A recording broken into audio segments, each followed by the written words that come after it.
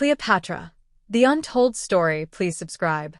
Cleopatra VII Thea Philopator, the last active pharaoh of Egypt, ruled for 22 years from 51 to 30 BC.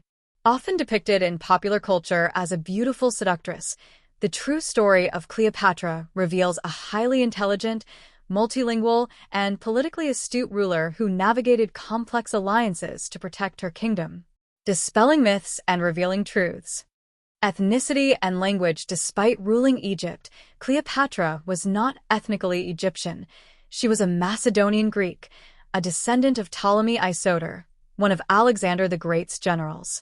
She was the only Ptolemaic ruler known to have learned the Egyptian language, alongside at least 7 others, which greatly aided her diplomatic efforts. Beauty versus intellect. While legend emphasizes her beauty, historians suggest it was her intellect, charisma, and strategic mind that truly captivated powerful figures like Julius Caesar and Mark Antony. Artifacts show her with a more conventionally feminine appearance, but her political prowess was her true strength. Political alliances, not just romance. Her relationships with Caesar and Antony were primarily political alliances formed to secure and maintain her power in Egypt against Roman expansion.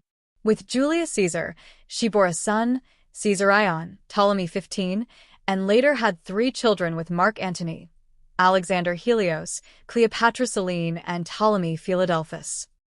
Strategic achievements. Cleopatra was a highly capable political strategist who stabilized Egypt's economy, secured its borders, and maintained its independence for over 2 decades amidst Roman dominance.